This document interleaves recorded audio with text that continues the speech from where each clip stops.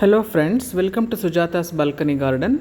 ನಾನಿವತ್ತು ನನ್ನ ಗಿಡಗಳಿಗೆ ಆಫ್ಟರ್ ಪ್ರೂನಿಂಗ್ ಮಾಡಾದಮೇಲೆ ಏನು ಗೊಬ್ಬರಗಳನ್ನ ಕೊಟ್ಟೆ ನಾನು ಅನ್ನೋದನ್ನು ನಿಮ್ಮ ಹತ್ರ ಶೇರ್ ಮಾಡ್ತೀನಿ. ಈ ಒಂದು ವಿಡಿಯೋನ ನೀವು ಮಸ್ಟ್ ವಾಚ್ ಮಾಡಲೇಬೇಕು. ಯಾಕೆ ಅಂತಂದರೆ ನನ್ನ ಗಿಡದಲ್ಲಿ ಪ್ರೂನಿಂಗ್ ಆದಮೇಲೆ ಕೆಲವರೆಲ್ಲ ಹೇಳಿದರು ಹೂಗಳು ಬಿಡಲ್ಲ ಅಂತ ಹೇಳಿಬಿಟ್ಟು. ಈ ಒಂದು ವಿಡಿಯೋನ ನೋಡಿದ್ರೆ ನಿಮಗೆ ಗೊತ್ತಾಗುತ್ತೆ ಎಷ್ಟು ಕ್ವಾಂಟಿಟಿನಲ್ಲಿ ನನ್ನ ಗಿಡದಲ್ಲಿ ಹೂ ಬಿಟ್ಟಿದೆ ಅಂತ ಹೇಳಿಬಿಟ್ಟು. ನಾನು ಇದಕ್ಕೆ ಕೆಲವೊಂದು ರೆಮಿಡೀಸ್ ಎಲ್ಲ ಮಾಡಿದೆ. ಇವತ್ತು ಮಾಡ್ತಾ ಇರೋದು ಕಾಂಪೋಸ್ಟ್ ಮೆನ್ಯೂರ್ ತೊಗೊಂಡಿದ್ದೀನಿ ಒಂದು ಬೌಲು. ಅದಕ್ಕೆ ಆನಿಯನ್ ಪೀಲ್ ಫರ್ಟಿಲೈಸರ್ ಹಾಕಿದ್ದೀನಿ, ಅದನ್ನು ಪೌಡರ್ ಮಾಡಿ ಇಟ್ಕೊಂಡಿದ್ದೆ ನಾನು. ಮತ್ತು ಮಸ್ಟರ್ಡ್ ಕೇಕ್ ಪೌಡರ್ 1-2 ಸ್ಪೂನ್ ಹಾಕಿದ್ದೀನಿ.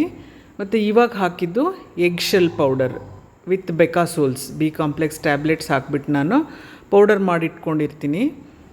ಅದು ಬೆಕಾಸೋಲ್ಸ್ ಹಾಕೋದ್ರಿಂದ ಗಿಡಗಳು ತುಂಬ ಹೆಲ್ದಿಯಾಗಿ ಗ್ರೋ ಆಗುತ್ತೆ. ಈಗ ಹಾಕ್ತಾ ಇರೋದು DAP, ಡೈ ಅಮೋನಿಯಂ ಸಲ್ಫೇಟ್ ಅಂತ ಹೇಳಿಬಿಟ್ಟು. ಇದನ್ನು ಯಾಕೆ ಹಾಕ್ತೀವಿ ಅಂತ ಅಂದರೆ, ಗಿಡಗಳ ಗ್ರೋತ್ ನಿಂತು ಹೋಗಿದ್ರೆ, ಅಕಸ್ಮಾತ್ ಈ ಗಿಡಗಳೆಲ್ಲ ಎಲ್ಲೋ ಲೀವ್ಸ್ ಆಗಿದ್ದರೆ ಈ ಒಂದು ಫರ್ಟಿಲೈಸರ್ನ ಹಾಕೋದ್ರಿಂದ ಆ ಗಿಡಗಳ ಗ್ರೋತ್ ತುಂಬ ಚೆನ್ನಾಗಾಗಿ ಬೇಗ ಹೂ ಬಿಡೋದಕ್ಕೆ ಶುರುವಾಗುತ್ತೆ. ಇದನ್ನೆಲ್ಲ ಹಾಕ್ಬಿಟ್ಟು, ಈ ಗೊಬ್ಬರಗಳನ್ನೆಲ್ಲ ಹಾಕ್ಬಿಟ್ಟು ನಾವು ಚೆನ್ನಾಗಿ ಹಳೆ ಮಣ್ಣು ಜೊತೆ ಮಿಕ್ಸ್ ಮಾಡಬೇಕು. ಸಾಯಿಲೆಲ್ಲ ಲೂಸ್ ಮಾಡ್ಕೊಳ್ಬೇಕು. ಸೊ ಲೂಸ್ ಮಾಡಿಕೊಂಡು ನೆಕ್ಸ್ಟ್ ಮಾಡೋ ನಾವು ಇಂಪಾರ್ಟೆಂಟ್ ಕೆಲಸ ಅಂತ ಅಂದರೆ ನೀಮ್ ಆಯಿಲ್ ಸ್ಪ್ರೇ ಮಾಡಬೇಕು. Must and should every week ನಾವು ನೀಮ್ ಆಯಿಲ್ನ ರೋಗ ಇರಲಿ ಬಿಡಲಿ ಸ್ಪ್ರೇ ಮಾಡ್ತಾನೆ ಇರಬೇಕು. ಇದು ಗಿಡ ಹೆಲ್ದಿಯಾಗಿ ಇಟ್ಕೊಳ್ಳೋದಕ್ಕೆ ತುಂಬ ಹೆಲ್ಪ್ ಆಗುತ್ತೆ. ನೀವು ನೋಡ್ತಾ ಇರ್ಬೋದು ಗಿಡಗಳಲ್ಲಿ ಮೊಗ್ಗುಗಳು ಎಷ್ಟು ಬಂದಿದೆ ಅಂತ, ಎಷ್ಟು ಲಾರ್ಜ್ ಕ್ವಾಂಟಿಟಿಯಲ್ಲಿ ಮೊಗ್ಗುಗಳು ಬಂದಿದೆ ಅಂತ ನೀವು ನೋಡ್ತಾ ಇರ್ಬೋದು. ಈ ಮೊಗ್ಗುಗಳನ್ನ ನೋಡೋದಕ್ಕೆ ಒಂದು ಖುಷಿ ಆಗುತ್ತೆ. ಇದು ಆಫ್ಟರ್ ಪ್ರೂನಿಂಗ್ ಮೊಗ್ಗುಗಳು ಬಂದಿರೋದು, ಇಷ್ಟು ಲಾರ್ಜ್ ಕ್ವಾಂಟಿಟಿನಲ್ಲಿ.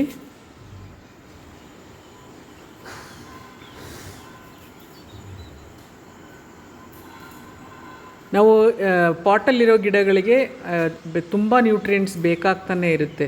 ಸೊ ಆವಾಗ ನಾವೇನು ಮಾಡಬೇಕು, ಒಂದಲ್ಲ ಒಂದು ಫರ್ಟಿಲೈಸರ್ನ ಮೇ ಬಿ ಲಿಕ್ವಿಡ್ ಆಗಿರ್ಬೋದು, ಇಲ್ಲ ಬೇರೆ ಥರ ಫರ್ಟಿಲೈಸರ್ಗಳ ಕಾಂಪೋಸ್ಟ್ ಮೆನ್ಯೂರ್ ಆಗಿರ್ಬೋದು, ಕೊಡ್ತಾನೆ ಇದ್ದರೆ ಈ ಥರ ರಿಸಲ್ಟ್ಸ್ ನಮಗೆ 100% ಸಿಕ್ಕೇ ಸಿಗತ್ತೆ. ಇದು ನಿಮ್ಮ ಎದುರಿಗೆ ಇರೋ ರಿಸಲ್ಟ್ಸ್. ಇದು ನಾನು ಡೈಲಿ ವೀಡಿಯೋಸ್ ಮಾಡಿ ಅಪ್ಲೋಡ್ ಮಾಡ್ತಾನೆ ಇದ್ದೀನಿ, ನೀವು ನೋಡ್ತಾನೆ ಇದ್ದೀರಾ. ನೋಡಿ, ಅದು ನೆಕ್ಸ್ಟ್ ಡೇ ಬಿಟ್ಟಿರೋ ಫ್ಲವರ್ಸ್. ಇದು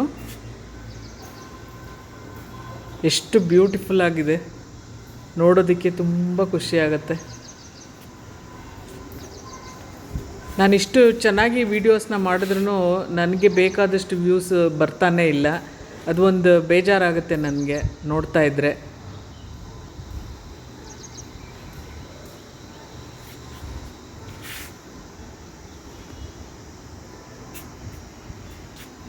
ನಾನು ಮಾಡೋ ರೆಮಿಡೀಸ್ನ ನೀವು ಫಾಲೋ ಮಾಡಿದ್ರೆ ಖಂಡಿತ ನೀವು ಇಷ್ಟೇ ಕ್ವಾಂಟಿಟಿ ಫ್ಲವರ್ಸ್ಗಳನ್ನ ಪಡ್ಕೊಳ್ಬಹುದು.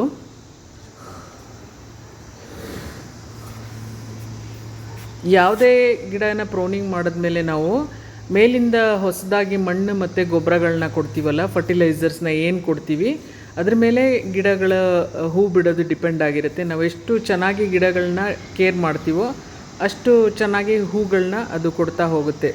ಅದು ಎಷ್ಟೇ ಹಳೆ ಗಿಡಗಳಾಗಲಿ ಹೂ ಬಿಡ್ತಾನೇ ಇರುತ್ತೆ.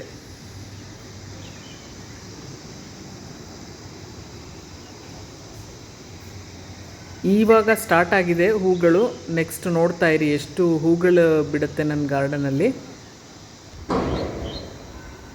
ಹೋಪ್ ನಿಮಗೆ ಈ ವಿಡಿಯೋ ಇಷ್ಟ ಆಗಿದೆ ಅಂತ ಅಂದ್ಕೊಳ್ತೀನಿ. ದಯವಿಟ್ಟು ಫುಲ್ ವಿಡಿಯೋ ವಾಚ್ ಮಾಡಿ, ಎಲ್ಲೂ ಸ್ಕಿಪ್ ಮಾಡಬೇಡಿ.